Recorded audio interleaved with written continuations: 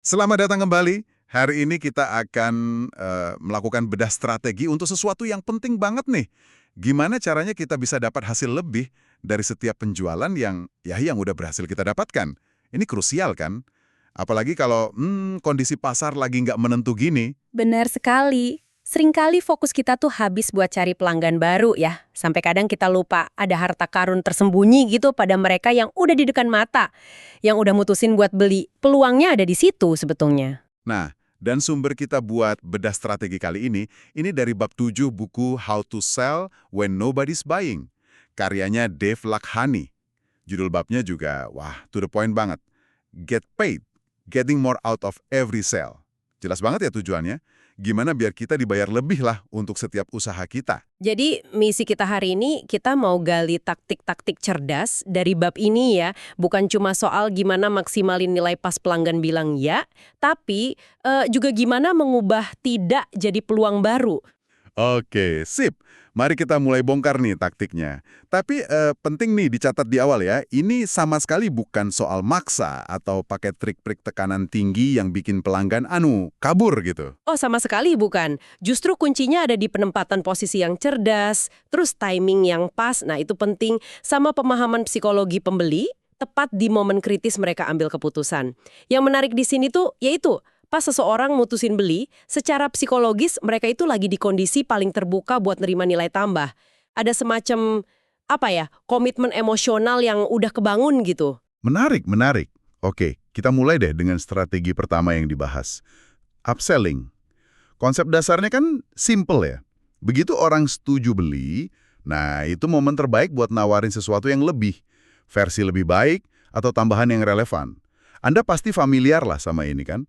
Kayak di kasir McDonald's tuh, suka ditawarin, kentangnya mau di-upsize sekalian nggak? Nah, itu dia upselling klasik. Pernah kan ditawarin gitu? Dan seringnya kita bilang iya aja kan, kalau tawarannya pas? Iya, betul. Secara psikologis, ini efektif banget. Karena pas keputusan beli dibuat, komitmen emosional pembeli lagi di puncaknya tuh. Mereka udah lewat fase ragu-ragu, udah ngerasa klik lah sama Anda atau produknya. Jadi, secara mental, lebih gampang buat mereka setuju nambah sedikit nilai lagi pas itu juga. Daripada kalau Anda tawarin di lain waktu. Mereka lagi dalam mood bilang ya gitu lah. Buku ini ngasih beberapa contoh praktis yang bagus ya. Misalnya, Anda punya bisnis percetakan nih. Pelanggan datang, pesan kartu nama standar. Nah, pas mereka udah oke sama desain dan harga, Anda bisa tunjukin opsi lain. Sebentar nih, sebelum kita finalisasi, ini kertas standar yang Anda pilih. Bagus kok, tapi kami juga punya pilihan kertas ini nih. Sedikit lebih tebal, ada lapisan doff khusus gitu. Yang bikin warnanya lebih elegan, terus terasa premium di tangan. Tambahannya nggak seberapa per lembarnya, tapi bisa bikin kartu nama Anda langsung terasa beda. Mau coba lihat sampelnya? Nah, perhatiin ya, tawarannya fokus ke peningkatan nilai, kesan premium, warna lebih elegan, dengan tambahan biaya yang relatif kecil dibanding manfaat yang dirasa. Biaya nambah dikit, tapi dampaknya bisa gede buat citra si pelanggan, kan? Contoh lain dari toko perhiasan. Pelanggan udah milih cincin berlian utama. Penjual yang jeli bisa bilang, wah, pilihan yang indah. Kalau boleh saya tunjukin sesuatu? Lihat berlian-berlian kecil di sampingnya ini. Nah, di cincin yang ini, ukurannya sedikit lebih besar. Perhatian deh, gimana ini ngasih keseimbangan visual yang lebih harmonis, dan malah nonjolin keindahan berlian utamanya. Bedanya cuma sekitar $100. Lagi-lagi fokusnya ke peningkatan nilai estetika, harmoni visual, sesuatu yang dicari pembeli perhiasan kan? Dengan tambahan biaya yang ya proporsional, bukan sekedar jual lebih mahal gitu. Ada juga contoh scanner buat kasir toko. Pelanggan setuju beli model standar.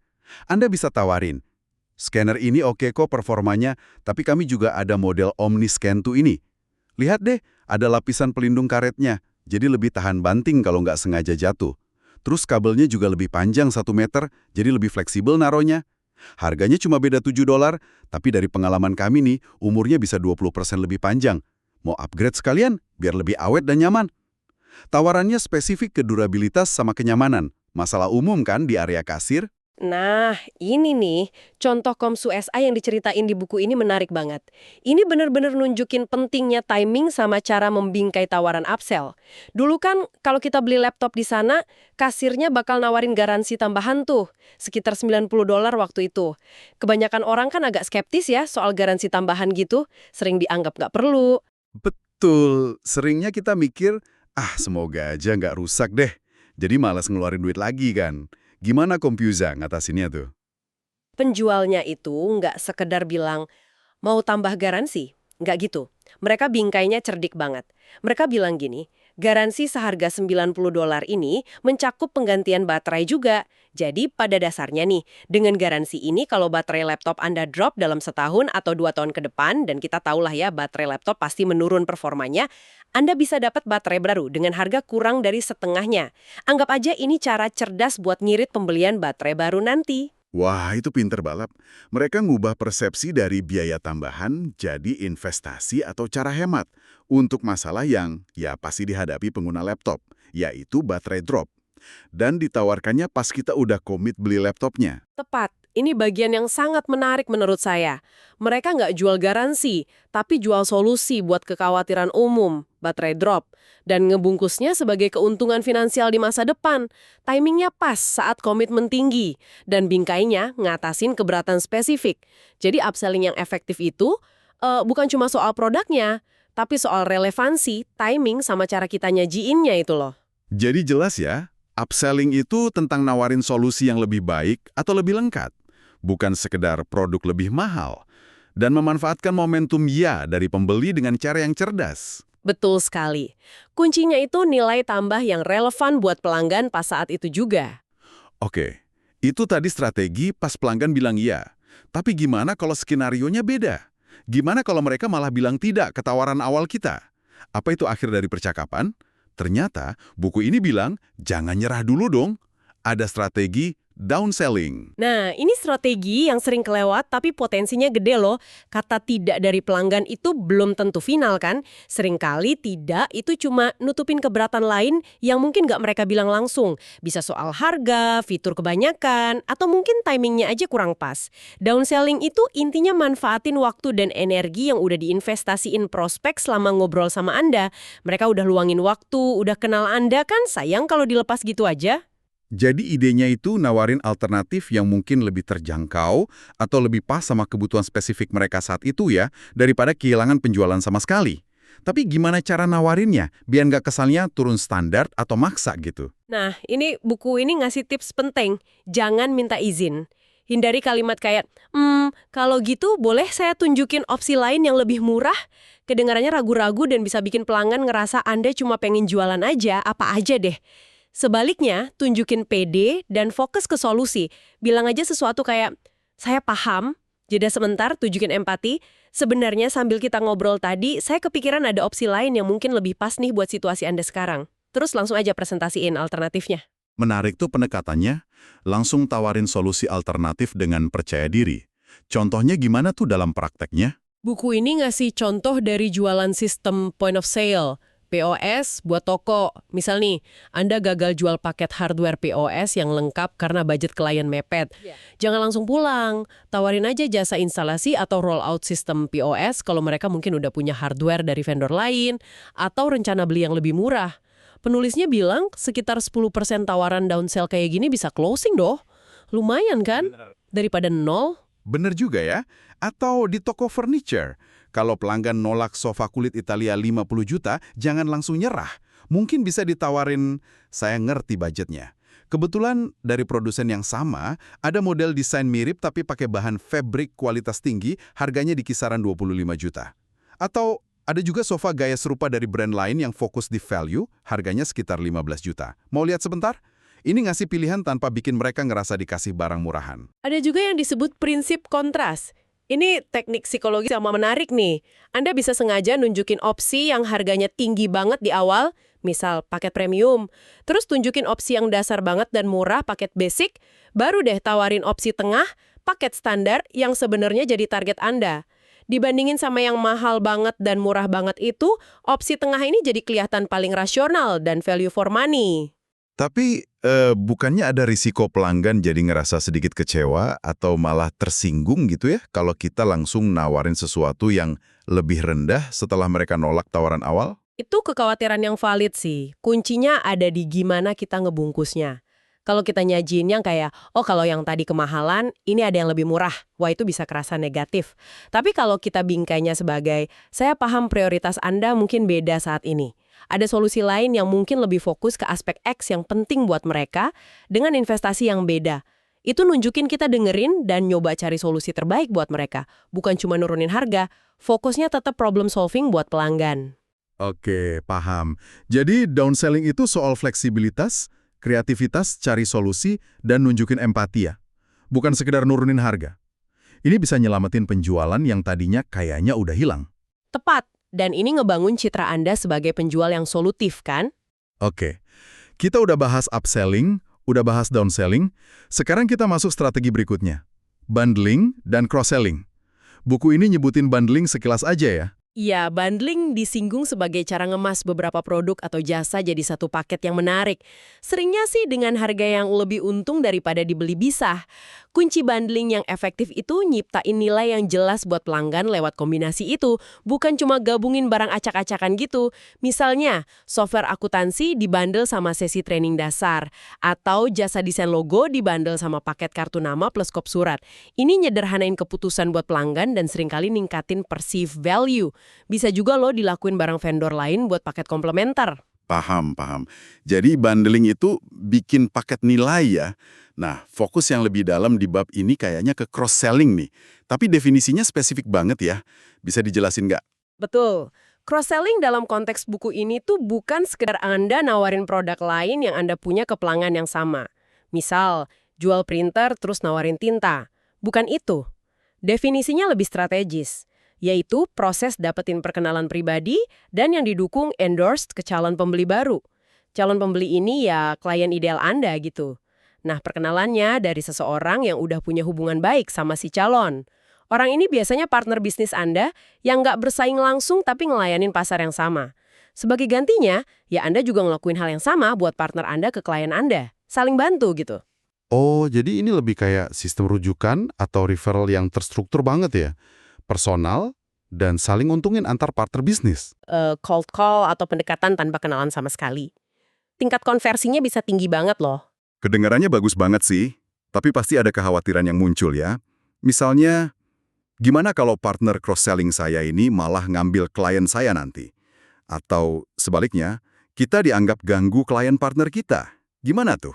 Itu ketakutan yang umum banget, tapi bisa diatasi kok. Kuncinya, pilih partner yang bisnisnya melengkapi bisnis Anda, bukan bersaing langsung. Target pasarnya sama atau mirip, tapi kebutuhannya beda. Contoh klasiknya nih ya, jasa kebersihan rumah sama jasa pindahan rumah. Kayak nyambung tuh. Atau dealer mobil sama agen asuransi mobil. Spa kecantikan sama toko perhiasan eksklusif. Konsultan IT sama konsultan manajemen. Agen riset sama desainer interior. Mereka semua kan ngelayanin segmen pasar yang mungkin sama. Misal orang baru pindah rumah, kalangan atas dan lain-lain, tapi nawarin layanan beda. Tujuannya saling nambah nilai buat klien masing-masing, bukan nyuri pasar. Masuk akal sih. Harus ada kesamaan target pasar, tapi beda layanan ya. Nah, bagian yang paling saya tunggu-tunggu nih. Katanya ada proses 5 langkah spesifik buat ngelakuin panggilan perkenalan cross-selling ini. Ini kayaknya praktis banget dan bisa langsung diterapin. Bisa kita bedah langkahnya? Ini intinya strategi cross-selling yang didukung ini. Biar prosesnya mulus dan efektif. Langkah pertama, penjadwalan internal. Anda sama partner cross-selling Anda, si endorser, harus sepakat nentuin waktu khusus buat nelpon perkenalan ini. Misalnya, Selasa jam 10 pagi. Nah, di jam itu, Anda berdua harus benar-benar siap di telepon, nggak lagi meeting atau nelpon yang lain. Ini penting buat kelancaran. Langkah kedua, endorser hubungi kliennya. Pas di waktu yang disepakati, si endorser nelpon kliennya, buka obrolan biasa aja, terus bilang sesuatu kayak, ngomong-ngomong nih, saya jadi kepikiran Anda, saya baru aja connect sama nama Anda dari perusahaan Anda. Dia ahli di bidang keahlian Anda, dan saya rasa kontaknya bakal berharga banget buat Anda. Kebetulan dia lagi di jalur telepon sekarang, boleh saya sambungin sebentar buat kenalan singkat? Kenapa harus bilang lagi di jalur lain? Nah, itu buat nyiptain kesan urgensi yang halus gitu. Dan bikin permintaan nyambungin telepon jadi lebih wajar. Juga ngasih sinyal kalau Anda itu orang yang sibuk dan berharga. Oke, oke. Lanjut langkah ketiga. Langkah ketiga, panggilan 3 arah dan perkenalan. Si endorser langsung lakuin three-way call, nyambungin Anda ke obrolan. Dia lakuin perkenalan formal. Nama klien, kenalin, ini nama Anda. Nama Anda, ini nama klien. Klien sayang saya ceritain tadi. Abis kenalan singkat, ini bagian krusial. Si endorser yang nyaranin langkah berikutnya. Dia bilang, saya rasa bakal manfaat banget kalau kalian berdua ngobrol lebih lanjut. Gimana kalau atur waktu singkat minggu depan? Nama Anda kira-kira Selasa jam 2 siang available nggak? Jadi bukan kita yang minta waktu ya, tapi si endorser yang proaktif nyaranin dan bahkan ngusulin jadwal. Kenapa ini penting? Penting banget, karena saran ini datang dari pihak ketiga yang dipercaya klien. Ini ngilangin kesan Anda terlalu ngotot jualan atau minta waktu. Bobot rekomendasinya lebih kuat. Dan bikin klien lebih mungkin setuju kan? Paham, paham. Langkah keempat? Langkah keempat, penguatan nilai dan niat baik. Setelah jadwal misalnya disepakati, si endorser nguatin nilai Anda sekali lagi. Dia bisa nambahin, percaya deh nama klien, nama Anda ini benar-benar sumber daya luar biasa buat bidang keahlian Anda. Saya sangat rekomendasiin Anda tukar pikiran sama dia. Dia juga bisa negesin niat baiknya. Saya selalu cari cara biar bisa nambah nilai buat Anda, makanya saya kepikiran buat ngenalin nama Anda. Ini ngebangun kredibilitas Anda dan nguatin hubungan endorser sama kliennya. Jadi endorser benar-benar ngejual kita ke kliennya ya? Langkah terakhirnya? Langkah kelima, konfirmasi dan tutup panggilan bertiga. Si endorser konfirmasi ulang jadwal yang barusan disepakati. Oke, jadi fix ya, nama Anda dan nama klien ketemu virtual Selasa jam 2 siang. Sip, gitu. Abis itu, semua pihak nutup telepon bareng-bareng. Jangan biarin Anda berdua aja, Anda sama klien baru, ditelepon setelah endorser pamit. Loh, kenapa nggak boleh ditinggal berdua? Biar klien nggak berubah pikiran, atau batalin janji, atau malah mulai nanya-nanya detail sebelum waktunya. Biarin endorsement positif sama rasa penasaran itu bekerja dulu. Pertemuan terjadwal nanti itu waktu yang pas buat diskusi mendalam. Wow, prosesnya terstruktur banget dan penuh perhitungan psikologis ya. Ini benar-benar ngejawab pertanyaan seberapa sering kita lakuin referral biasa, tapi ngelewatin langkah krusial kayak endorsement kuat di awal, saran jadwal oleh endorser, sama penutupan panggilan yang bersih ini. Mungkin ini kunci kenapa banyak referral nggak ngasilin apa-apa ya. Sangat mungkin. Proses ini dirancang buat maksimalin kekuatan hubungan yang udah ada dan minimalisir gesekan atau kemungkinan prospek lepas di tengah jalan. Selain contoh partner tadi, buku ini juga nyaranin integrasi lebih dalam loh. Kayak saling tukar link di website, atau bahkan bagi booth di pameran dagang buat nunjukin kemitraan yang solid. Luar biasa detailnya. Nah, setelah kita tahu semua teknik ini, upselling, downselling, bundling, cross-selling, apa sih biasanya hambatan utama buat nerapinnya? Apa pasarnya susah nerima gitu? Justru menurut buku ini nih, hambatan terbesarnya seringkali bukan dari pasar atau pelanggan loh. Pelanggan biasanya cukup terbuka kok sama tawaran yang relevan dan disampaikan dengan baik. Hambatan utamanya malah ada di dalam diri si penjual sendiri. Maksudnya gimana tuh? Rasa nggak nyaman atau canggung gitu, ngerasa nggak enak nawarin lagi abis deal, upselling, takut ditolak mentah-mentah pas nyoba downselling, ragu atau malu buat proaktif deketin calon partner cross-selling. Ini semua hambatan mental. Buat berhasil nerapin strategi ini, kita butuh perubahan mindset. Dan yang paling penting, konsistensi. Nyobanya sekali dua kali yang nggak cukup, harus dijadiin bagian rutin dari proses jualan. Nah, karena itulah, buku ini diakhiri dengan semacam tantangan atau tugas praktis gitu buat pembacanya. Yang bisa kita bagiin juga nih buat Anda, pendengar kami. Coba deh, dalam seminggu ke depan, identifikasi secara spesifik. Satu peluang upsell nyata yang bisa Anda tawarin ke pelanggan yang baru aja setuju beli produk jasa Anda. Apa nilai tambahnya? Gimana nawarinnya? 2. Satu skenario downsell yang bisa Anda siapin kalau tawaran utama Anda ditolak. Apa alternatifnya? Gimana ngebungkusnya? 3. Satu ide paket bundle baru yang gabungin produk jasa Anda atau bahkan sama partner secara kreatif. Apa nilai unik bundle ini? 4. Satu calon partner cross-selling potensial yang non-kompetitor tapi ngelayanin target pasar Anda. Siapa dia? Gimana cara mulai obrolan kerjasamanya? Dan tantangannya nggak berhenti di identifikasi aja. Penulis nyaranin buat ngelacak hasilnya. Tiap kali Anda nyoba salah satu taktik ini, catat apa yang terjadi, berhasil nggak, respon pelanggan gimana, apa yang bisa diperbaiki. Lakukan ini secara konsisten selama 90 hari deh. Anda mungkin bakal kaget ngelihat gimana pendapatan tambahan bisa ngumpul dari upaya-upaya ini, yang sebelumnya mungkin kelewat gitu aja. Jadi, rangkumannya cukup jelas ya. Bab ini ngedorong kita buat nggak pernah ngerasa puas cuma dengan satu transaksi, ya. Selalu ada potensi tersembunyi buat maksimalin nilai dari setiap interaksi, di mana niat beli udah kedeteksi. Ini bukan soal maksa, tapi soal jeli lihat peluang. Konsisten nawarin solusi bernilai tambah. Dan berani dikit keluar dari zona nyaman kita sebagai penjual. Jangan lupa tugas tadi ya, identifikasi peluang konkret minggu ini dan mulai eksekusi. Lalu, apa artinya semua ini buat Anda, pendengar setia kami? Ini bukan sekedar tips jualan biasa loh. Ini perubahan cara pandang. Ini bukan cuma soal jual lebih banyak, tapi jual lebih cerdas. Ini tentang seni melihat dan bahkan menciptakan peluang nilai tambah di setiap titik kontak dengan pelanggan yang udah nunjukin minat sama Anda. Dan sebagai pemikiran penutup nih, mungkin ada satu hal lagi buat Anda renungin lebih dalam, melampaui teknik-teknik yang baru kita bahas. Coba pikirin deh, di luar momen transaksi spesifik, upsell, downsell, cross-sell, gimana caranya Anda bisa secara proaktif nyiptain nilai tambah yang berkelanjutan buat pelanggan setelah penjualan awal terjadi? Gimana Anda bisa ngubah satu transaksi jadi hubungan jangka panjang yang solid dan saling nguntungin? Bahkan sebelum Anda perlu lakuin cross-sell atau upsell berikutnya. Mungkin jawabannya ada di layanan purna jual yang proaktif, atau konten edukasi eksklusif yang relevan sama kebutuhan mereka, atau bangun komunitas pelanggan, atau sekedar check-in berkala buat mastiin mereka puas dan dapat manfaat maksimal dari apa yang mereka beli. Nah, ini langkah bangun loyalitas sejati. Sesuatu yang bisa Anda gali lebih lanjut nih.